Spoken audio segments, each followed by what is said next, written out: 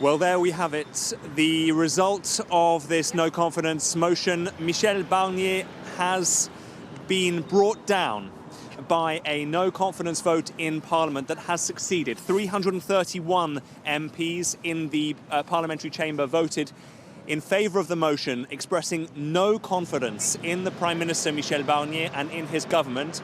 That means that Michel Barnier has been brought down by a parliamentary vote. The first time that a French Prime Minister has been brought down by a parliamentary vote in this country since 1962. His government now falls, and he will have to tender his resignation to President Emmanuel Macron. He becomes the shortest-serving Prime Minister of the Fifth Republic of France, which began in 1958. So, a reminder of the figures: 331 MPs in Parliament. This is a chamber that has 577 MPs inside. Voted no confidence in Prime Minister Michel Barnier, and his government falls. Salomé Saké, can I just come back to you, our political commentator, on the line now? Your reaction to that result? Well, it is, and it was expected, but it is unprecedented. I'm talking right now, we don't have a prime minister anymore. He didn't resign yet, but it's very likely that he will, and we just don't know what's going to happen. And if you talk to the specialists of the constitution, this is a new scenario. We don't exactly know what is going to happen with the budget. So if they are going to start it from the start, if they're going to redo it with another government, which would be in 2025, or if they would keep the prime minister not as a prime minister, but would keep the parliamentary procedures, because it was rejected by the parliament, but it was discussed in the Senate.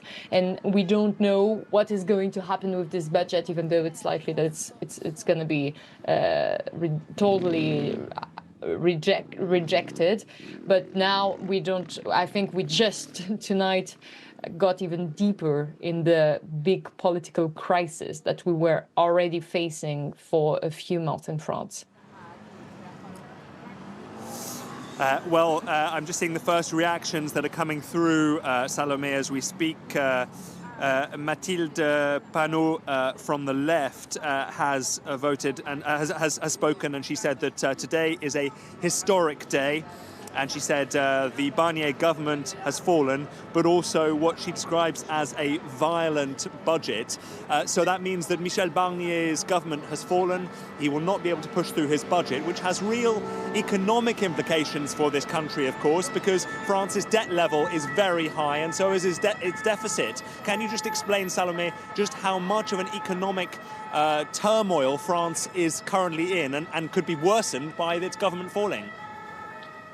Well, yes, we had the problem of a budget because there is a deficit in France that is increasing and increasing. And that's why this budget was considered an austerity budget, because Michel Barnier had to find ways to cut budgets in many different fields. So he took a bit of money in the climate budget, in the hospital budget, in many places, and that's why there was so many people who were angry. But the risk, of course, is to have a higher debt if we keep going with the budget we had in 2023. So now we have no measures anymore, and we have to start everything again. But this budget was also the risk. Right now for French people is that everyone who pays taxes, so for approximately 70 million people here in France, they're going to pay more taxes in 2025 than they should have paid, because the rules are not following the inflation, which means that also 380,000 people are going to pay taxes. 80,000 people are going to pay taxes. They're going to be people who could pay taxes, even if, which would have not been the case if there would have been this budget. So this is going to have consequences on a lot of French people. a reminder of our breaking news that has come through in the last couple of minutes or so, that Michel Barnier has been ousted as French Prime Minister by a parliamentary vote of no confidence. Salomé Saké, political commentator, you are still with us live, and we're grateful for your analysis. Just explain to us what actually happens now in terms of the sequence of events and the choreography of Mr. Barnier having to hand in his resignation. So Michel Barnier will, like it happened in 1962 with the prime minister at the time, will hand his resignation to Emmanuel Macron. Emmanuel Macron will accept or reject it. It's very likely that he will accept it, and then he will have to find a new prime minister.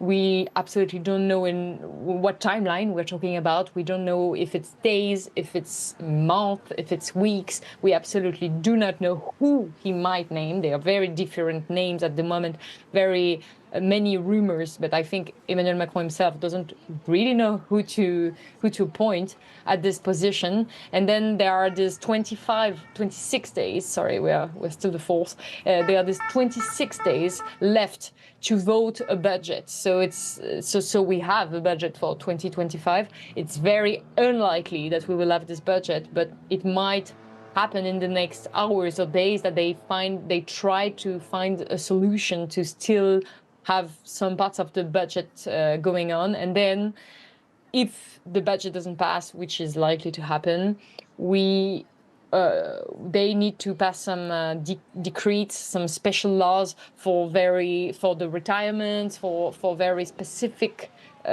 areas in the economy, so the country can keep moving. And this is probably what is going to happen in the next month.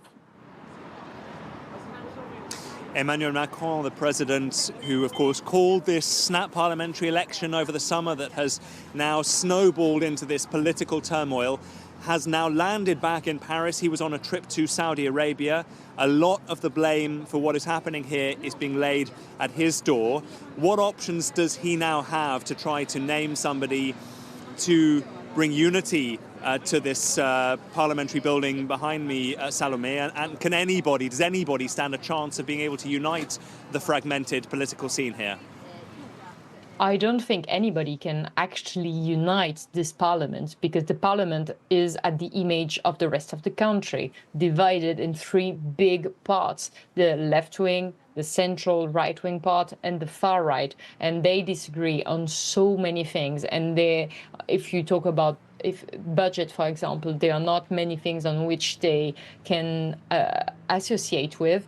And also what needs to be really underlined is that the deputies at the moment, many of them are not really trying to pass the budget. They are playing the game of 2027. The parties are positioning themselves in this game, in this mediatic game as well. And so they care more about how they are seen than they are actually doing. So not all of them, but many of them. And it's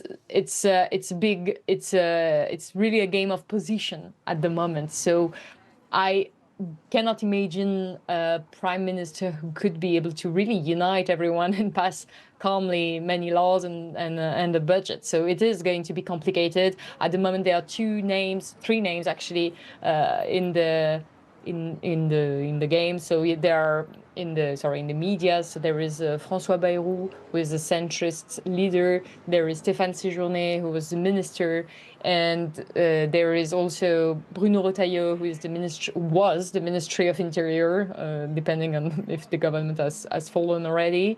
And I don't believe these people actually can unite this parliament, and I don't think anybody could.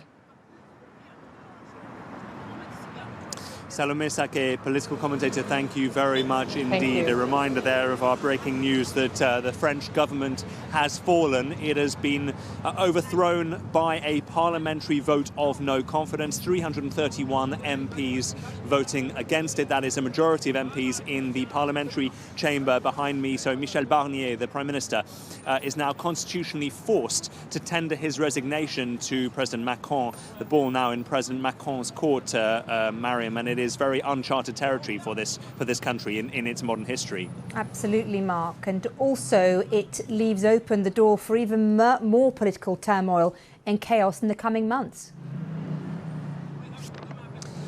Yeah, it does. I mean, President Macron is going to really struggle, as you heard there from Salomé Saké, to find somebody who can really unite this country. There is talk that he will try to perhaps even appoint a technocrat government, a government of non-politicians, because the politicians are so deeply divided. France has never had a technocrat government. It is not the style of French politics. But such is the acuteness of France's political crisis that is one of the options open to him.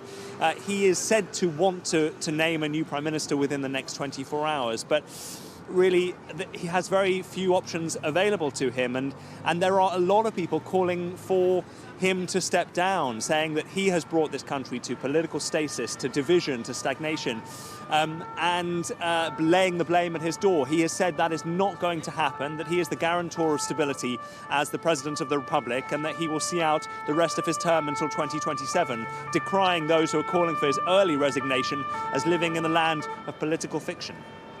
OK, Mark, as always, thank you very much indeed, my colleague Mark Lowen, who is outside Parliament in France. And as always, if you want to read more about that story, you can go to the BBC website.